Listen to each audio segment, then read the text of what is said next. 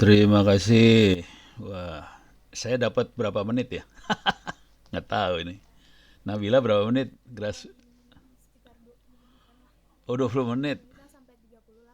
20 aja deh. Soalnya ada Dani di sini. Ini orang sakti dicariin sama teman-teman Diknas tuh. Eh, banyak yang kangen sama Dani di Diknas segala macam. Ada Dani bangkit kangen sama Dani. Ada Pak Agung juga ya. Baik, selamat sore semuanya. Assalamualaikum warahmatullahi wabarakatuh. Masih siang ya, siang dah. Saya akan terima kasih banyak atas kesempatannya. Saya mungkin akan cerita sedikit supaya karena waktunya cuma 20 menit ya. Jadi saya tidak akan masuk ke teknisnya seperti apa. Cuman saya akan cerita sedikit tentang apa yang terjadi di Republik Indonesia khususnya terkait dengan masalah AI, data science dan teman-temannya. Supaya gampang saya bisa share layar nggak ya? Select bisa share layar nggak ya? Oh ya udah. Coba ini. Oh, window. Oh, oke oke oke oke. Bisa share dashboard ya. Ini kelihatan ya?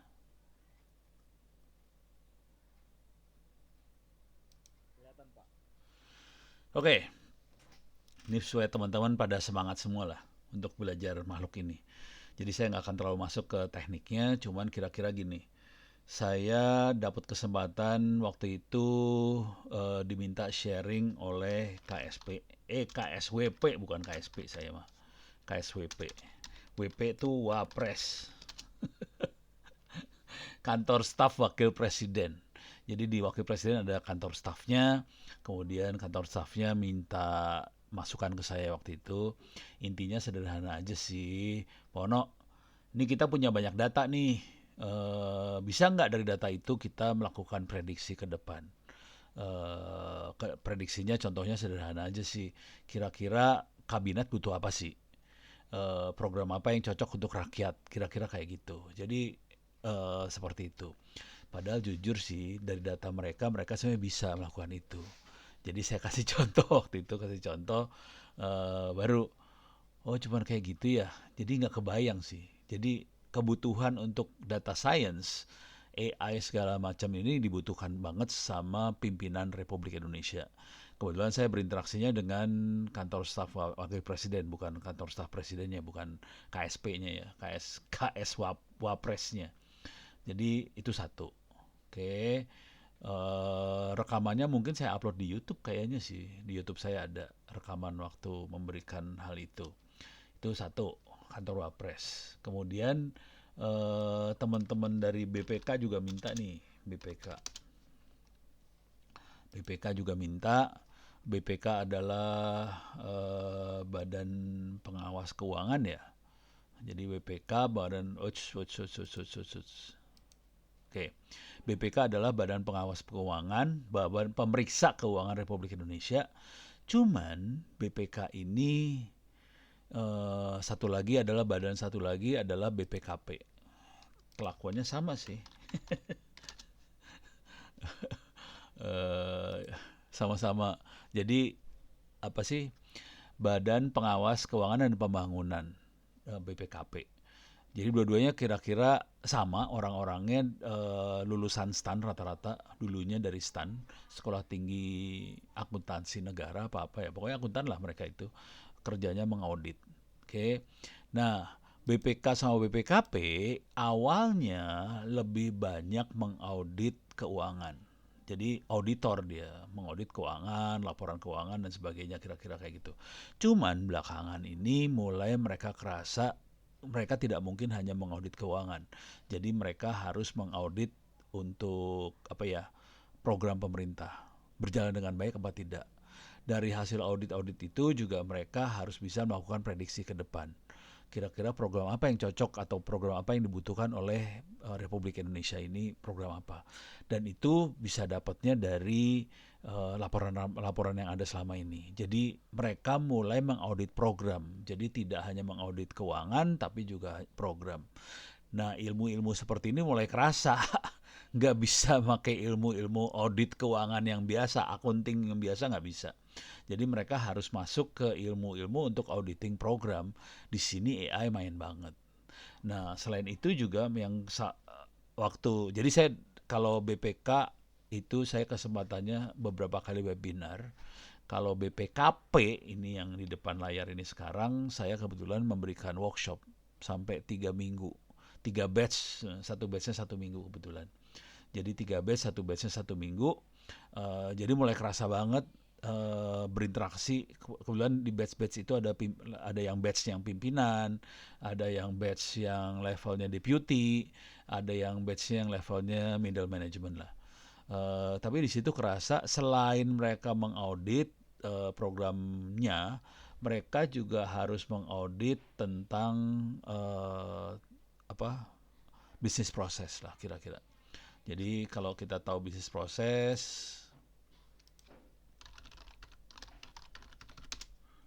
oke, saya kasih gambarnya aja lah.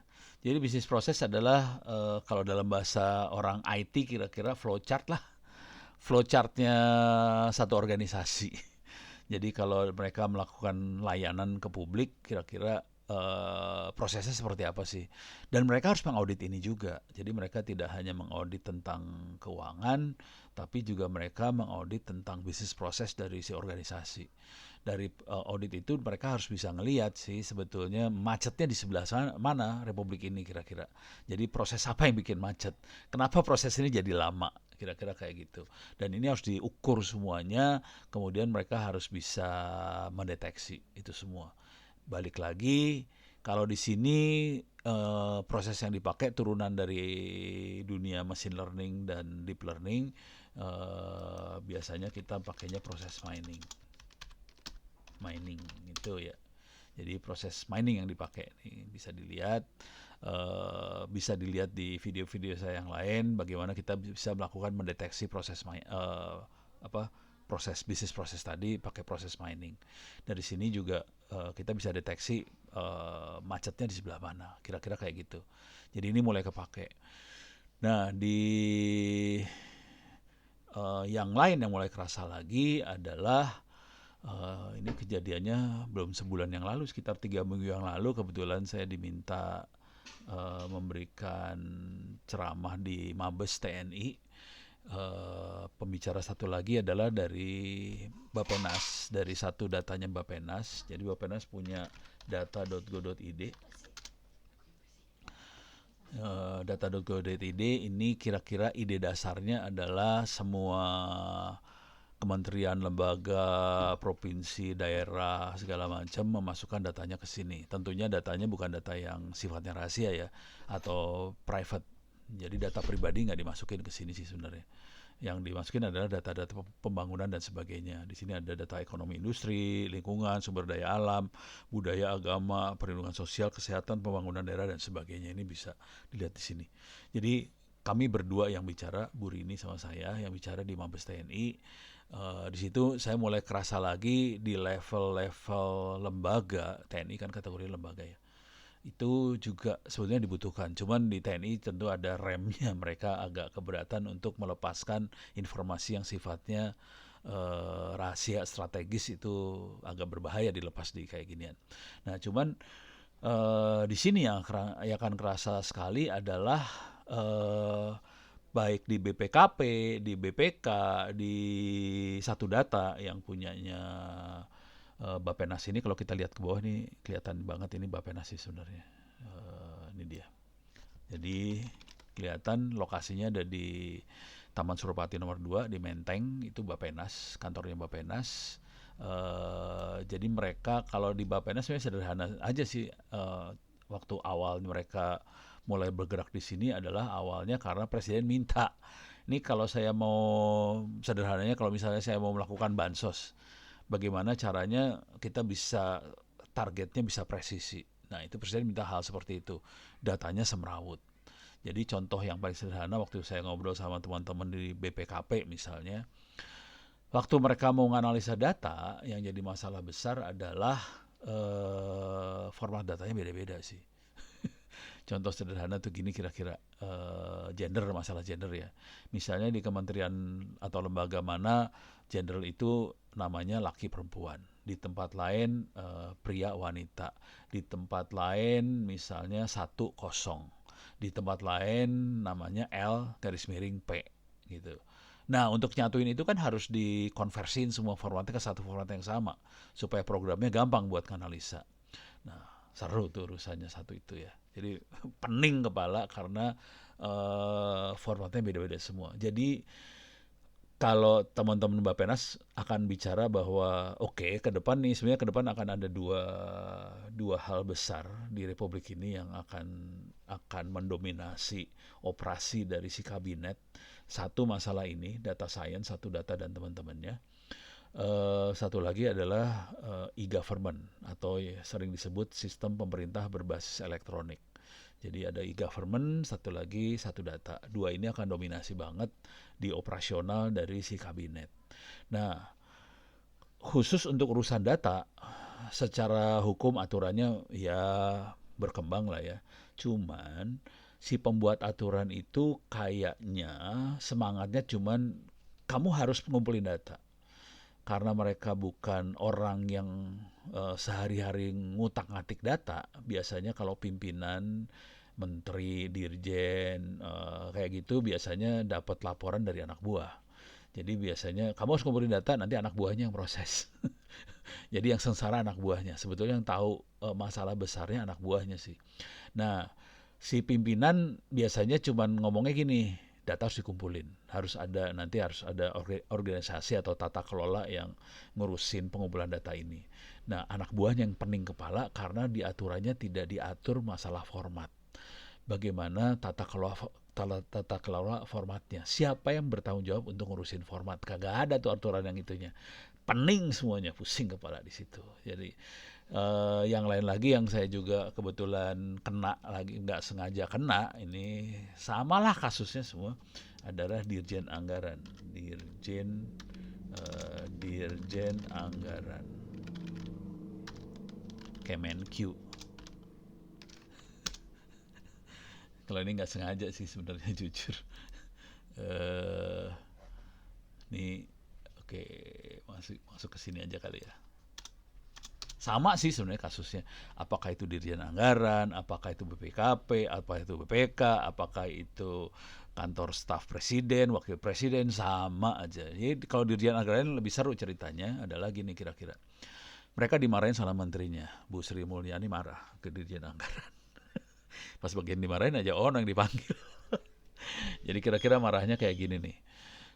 Jadi ternyata Dirjen Anggaran sudah membeli software yang namanya Business Intelligence. Jadi intelijen bisnis lah, kira-kira kayak gitu.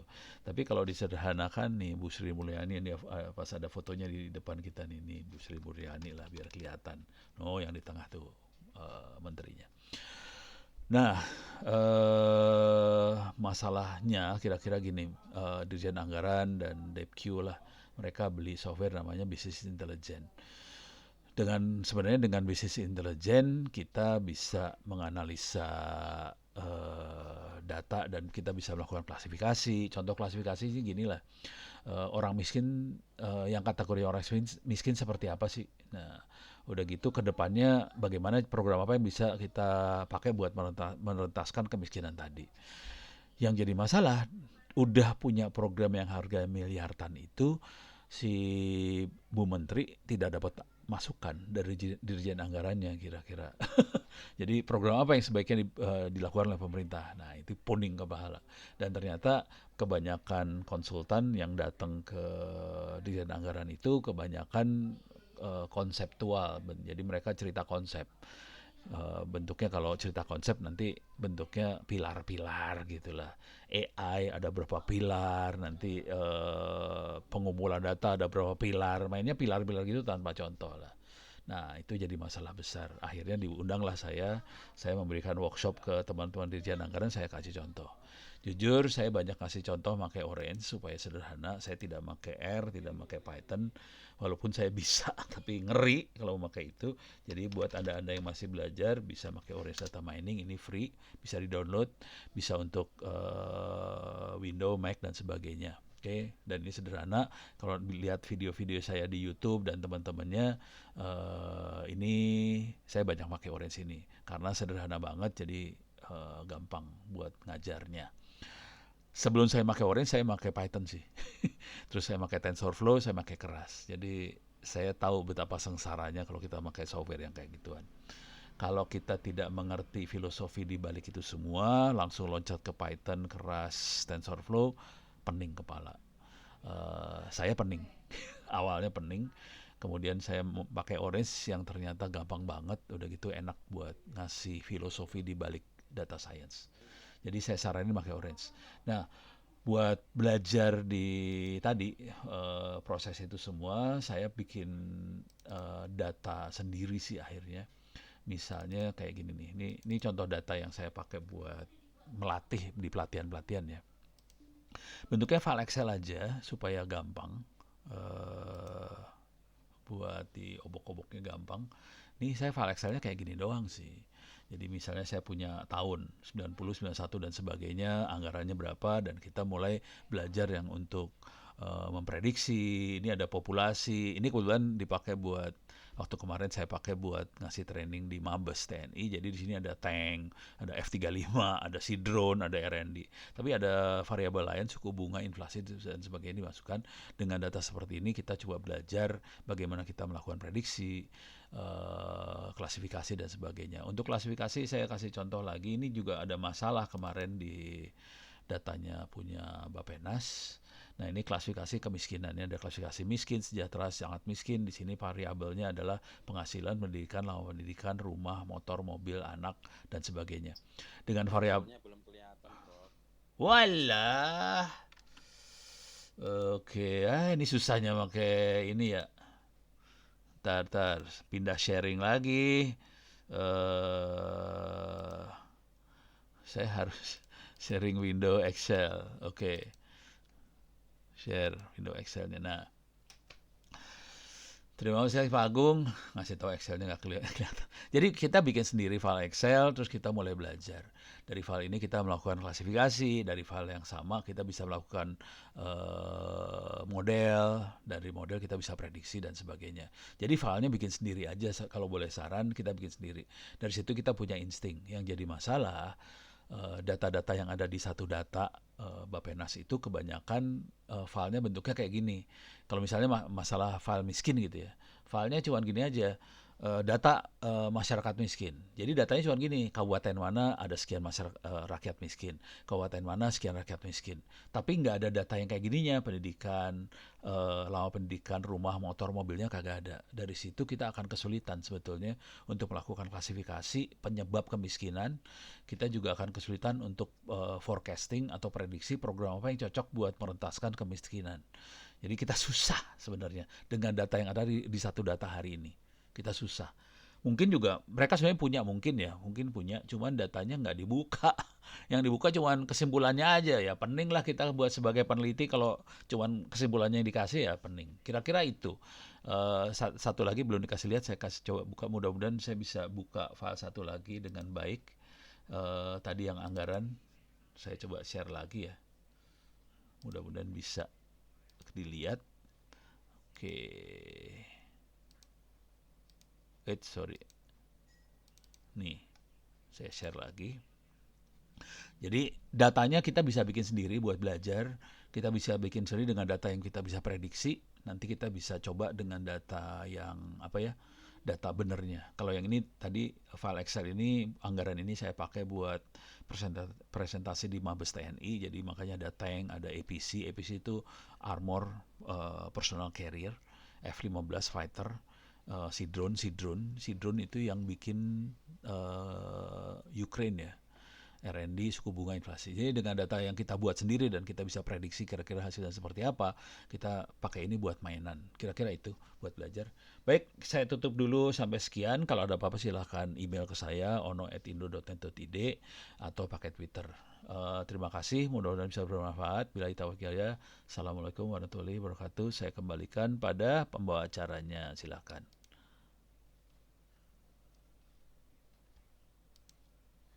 Oke, baik. Terima kasih Prof untuk materi ini. Selanjutnya untuk pertanyaan akan ada pada akhir sesi.